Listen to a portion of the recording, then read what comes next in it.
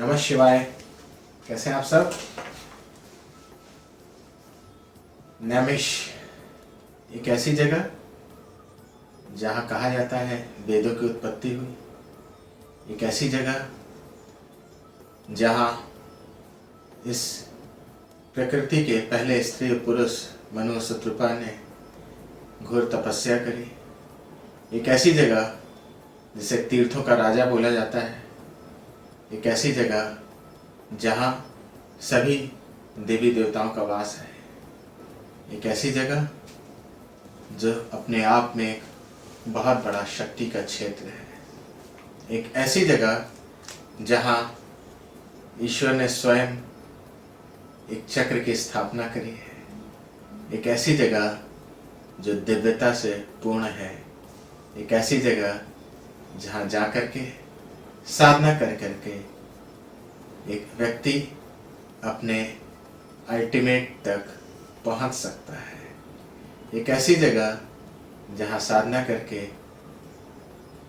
कोई भी, या यूं कहें बहुत भाग्यशाली व्यक्ति, अपने जीवन के उस लक्ष्य की ओर बहुत तेजी से अग्रसर हो सकता है। एक ऐसी जगह जहां अगर आप चाहो, प्रयास करो तो आप सब कुछ पा सकते हैं। इसीलिए ध्यान की अवस्था में ये नैमिष आया कि यहाँ पे मुझे ये साधना करानी चाहिए, क्योंकि ये साधना भी आत्मज्ञान की ऐसी वैसी नहीं है। ये साधना उन ऋषियों का ज्ञान है, उन तपस्वियों का ज्ञान है, उन महर्षियों का ज्ञान है जो उन्होंने न जाने कितने हजारों लाखों वर्षों की साधना के बाद प्राप्त किया था। ये ज्ञान बहुत भाग्य से, या यूं कहें जो बहुत भाग्यशाली है, उन तक पहुंचेगा।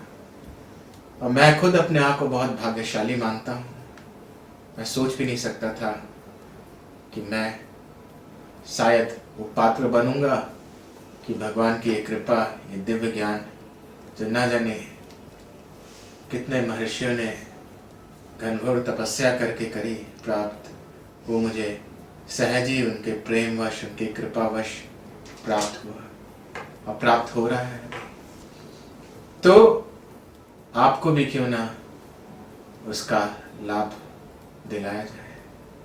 ये वो आत्मज्ञान की साधना है जो आपके जीवन को धन्य कर देगी। ये वो आत्मज्ञान की साधना है जो आपको नर से नारायण बनने की ओर बहुत तेजी से अग्रसर कर देगी। ये वो आत्मज्ञान की साधना है जो शायद न जाने कितने 100 1000, कुछ कह नहीं सकते, वर्षों बाद हो रही है। क्योंकि ये विद्या, ये ज्ञान बहुत गुप्त रखा गया, बहुत किसी बहुत बहुत सुपात्र शिष्य को ही दिया गया। आप तक ये सहज पहुंच रहा है क्योंकि ये समय की आवश्यकता है। हो सकता है मन में वो जो नकारात्मक ऊर्जाएं हैं और राक्षसी प्रवृत्तियां हैं वो आपको रोक रही हो कि इतना गुण होता तो क्यों इतनी आसानी से मिलता, और इतना गुण होता तो क्या खाली हम एक एनर्जी एक्सचेंज देके से प्राप्त कर सकते थे। तो ये आपका भ्रम है अगर आपको लगता है कि आप इसे खरीद सकते हो, क्योंकि आप अपनी सारी संपत्ति भी दे दो तो भी आप इसे नहीं खरीद सकते। तो जो भी यहाँ आएगा सुपात्र बन के आना है, समर्पण के साथ आना है।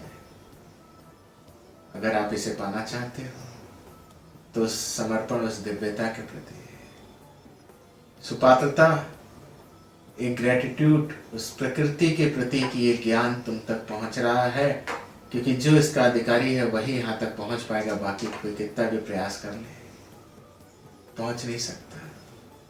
और अपने आप को जज भी नहीं करना कि तुम सुपात्र हो कि नहीं हो सकता है तुम्हें लग रहा हो कि तुम बहुत गलत कार्य कर रहे हो, तुम पाप में लिप्त हो, लेकिन तुम बहुत सुपात्र हो। तुम्हें नहीं पता कि तुम क्या सोल एजेंडा लेके आए थे, इसी वजह से तुम ऐसे कर्मों में फंसे हुए हो। सुपात्रता न तो तुम निर्धारित कर सकते हो, ना दूसरा कोई निर्धारित कर सकता है। वो तो तुम्हारे प्रेम, समर्पण और अंतर्मन की शुद्धता पर डिपेंड करता है, जो एक गुरु ही निर्धारित कर सकता है, जो एक परमेश्वर ही निर्धारित कर सकता है। तो तुम्हें तो सिर्फ प्रयास करना है, तुम्हें तो उसके लिए मेहनत करनी है कि नहीं, तुम्हें अपनी विल पावर स्ट्रांग करनी है कि नहीं, मुझे कुछ भी हो जाए चलना है। बाकी सब परमेश्वर पे छोड़ देना, दृढ़ इच्छा शक्ति रखना, प्रयास पूरा रखना, तो तुम जरूर पहुंचोगे। क्योंकि ये साधना भी पता नहीं आगे हो ना हो, और समय की मांग है। जैसा मैंने बोला, जो समय है आने वाला वो ऐसा है कि शायद इस पूरी प्रकृति में तुम्हारे सहयोग की भी अपेक्षा है। हो सकता है, कुछ भी हो सकता है। अभी मैं बहुत सारे रहस्य जो है प्रकृति के, उसको रहस्य ही रहने दिया जाए, समय पे वो सामने आए तो ज्यादा अच्छा है। तो जरूर प्रयास करना है यहाँ आने का, कुछ भी हो जाए। हो सकता है बहुत सारे काम, बाधाएं, रिश्ते, बहुत कुछ आड़े आए, लेकिन छूटना तो है ही है एक दिन सब। जब तुम नहीं रहोगे, तुम्हारा शरीर नहीं रहेगा, तो छूटना तो ये भी है। जब तुम अभी फंस रहे हो अगर कि नहीं, ये फंक्शन है, छुट्टी, परिवार, ये जरा 7 दिन अपने लिए जी लेना। बहुत गुण महत्वपूर्ण बात बोल रहा हूं मैं। ये 7 दिन सिर्फ अपने लिए जी लेना, उस नर से नारायण बनने की ओर, उस आत्मज्ञान की ओर, उस पूर्णता की ओर। मैं बस इतना ही कहूंगा। मेरे लिए तो तुम सभी एक संतान की तरह हो, एक अपने हो। मैं किसी को भेद ही नहीं करता।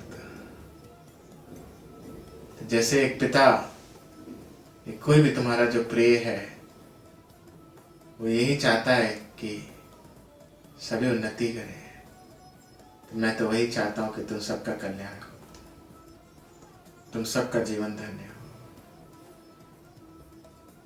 क्योंकि सच बताऊं तो मैं, ये पूरा संसार कोई किसी से अलग है ही नहीं। सभी उस परमेश्वर का विस्तार है। वही विभिन्न विभिन्न रूपों में एक दूसरे को अनुभव कर रहे हैं।